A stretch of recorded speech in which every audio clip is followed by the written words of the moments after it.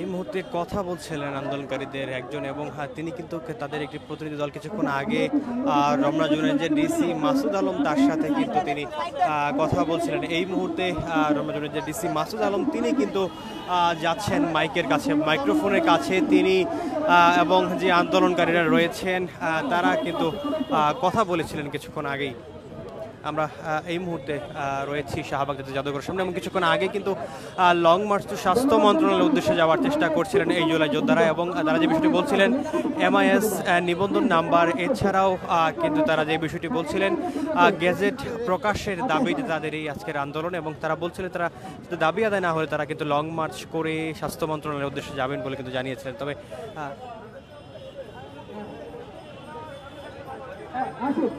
এই মুহূর্তে রমনা জোনের ডিসি মাসুদ আলম কিন্তু আন্দোলনকারীদের সামনে গিয়েছেন এবং তিনি যেই কথাগুলো বলেছিলেন এই মুহূর্তে সেই বিষয়টা নিয়ে কিন্তু তারা জানানোর চেষ্টা করছিলেন।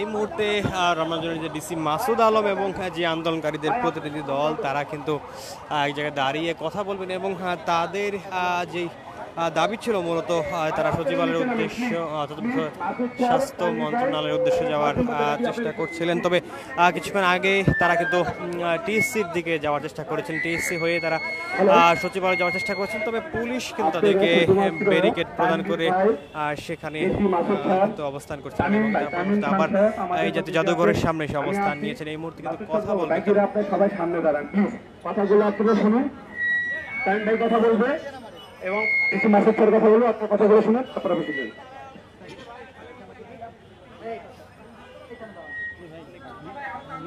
আচ্ছা আচ্ছা আহত এরাই আহত। আচ্ছা আচ্ছা আচ্ছা আমি একটু শুরু করি। হ্যাঁ, জুলাই আগস্ট ছাত্র জনতার গণ অভ্যুত্থানে নিহত শহীদ আহত পরিবারের প্রতি বিনম্র শ্রদ্ধা জানাই। আপনারা আজকে যারা আহত ভাই এখানে আছেন সবার প্রতি সমবেদনা আছে ভাই, আপনাদের জন্য আমরা কাজ করে যাচ্ছি, করে যাব ইনশাল্লাহ। এবং অনেক অনেক ধন্যবাদ আজকে আমাদের সম্মানীয় ডিসি স্যার রমনা জোনের মাসুদ স্যার, উনি এই বিষয়টাকে এত সুন্দর করে কোঅর্ডিনেশন করে রাখছে, এই জন্য অনেক ধন্যবাদ।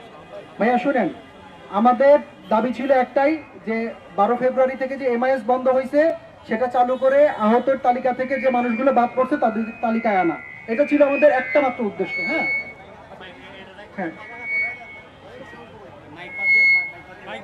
এটা সবাই শুনতে পারবে না, একটা মাত্র উদ্দেশ্য ছিল এটা।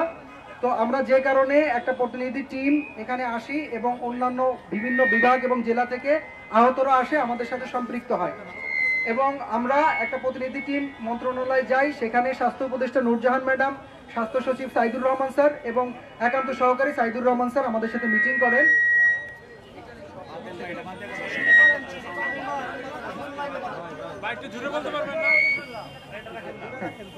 তো আমাদের সাথে মিটিং হয়, শেষ করি ভাই, আমাদের সাথে মিটিং হয়, মিটিংয়ে আমরা আমাদের বর্তমান পরিস্থিতিটা তুলে ধরি যে ম্যাডাম প্রায় 1000 থেকে 1500 মানুষ যারা এখনো পর্যন্ত আহতের তালিকা আসতে পারে নাই, তাদেরকে তালিকায় নিতে হবে, তাদেরকে সেবা নিশ্চিত করতে হবে। তখন তারা আমাদেরকে তালিকা বের করে দেখায়। টোটাল 64 জেলার মধ্যে যেসব জেলা থেকে আহত হয়েছে এবং তাদের তালিকা মন্ত্রণালয়ে পৌঁছেছে।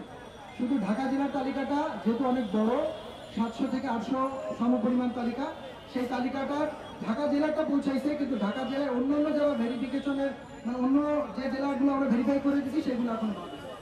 যে কারণে আমরা ওই তথ্যগুলো মুক্তিযোদ্ধা মন্ত্রণালয় বরাবর সরাসরি পাঠিয়ে দিয়েছি।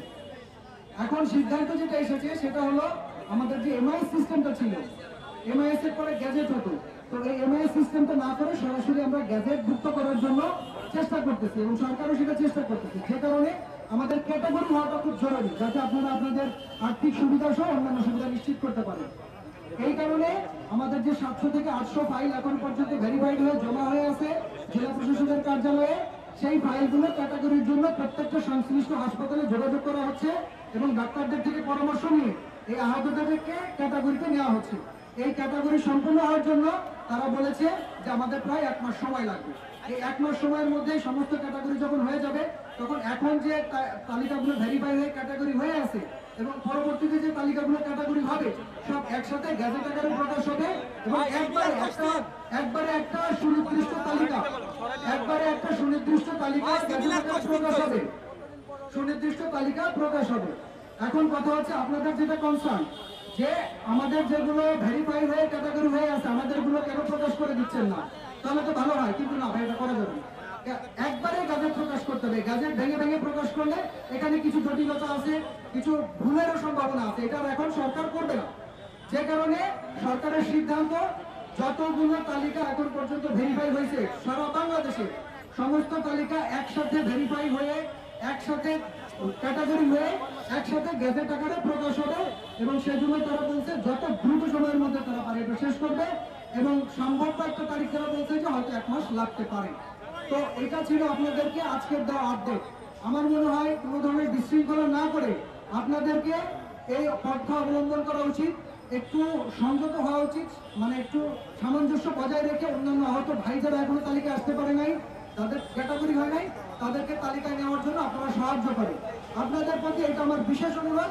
এখন এইটাই ছিল আপনাদের জেলায় কোনো প্রতিনিধি ছিল না আমাদের, তারা ওখান থেকে ক্যাটাগরি করে পাঠিয়ে দিতে পারলো।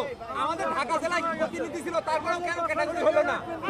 ক্যাটাগরি হওয়ার জন্য ডাক্তারের কনসার্ন লাগে, ভেরিফিকেশন এক জিনিস, ক্যাটাগরি আরেক জিনিস।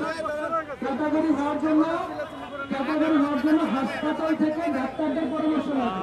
মুহূর্তে কিন্তু একজন প্রতিনিধি কথা বলছিলেন যে আসলে তাদের আরও মাসখানেক সময় লাগবে তাদের যে দাবিটা সে দাবির বিষয়ে কাজ সম্পন্ন করতে এবং ততদিন পর্যন্ত ধৈর্য ধারণ করার বিষয়ে কিন্তু তিনি বলছিলেন। তবে যে সকল আন্দোলনকারীরা এখানে রয়েছেন অবস্থান করছিলেন তারা বলছিলেন বিগত 1 বছরেও কেন হয়নি সেই বিষয়টি নিয়ে কিন্তু এই মুহূর্তে কিন্তু দুই পক্ষের কিন্তু কথা হচ্ছে এবং তারা কিন্তু অবস্থান করছিলেন এখানেই অর্থাৎ শাহবাগ জাতীয় জাদুঘরের সামনে এবং তাদের সাথে কিন্তু রয়েছেন রমনা জোনের ডিসি মাসুদ আলম। এছাড়াও কিন্তু পুলিশের ব্যাপক উপস্থিতি এই স্থানটি ঘিরে কিন্তু রয়েছে।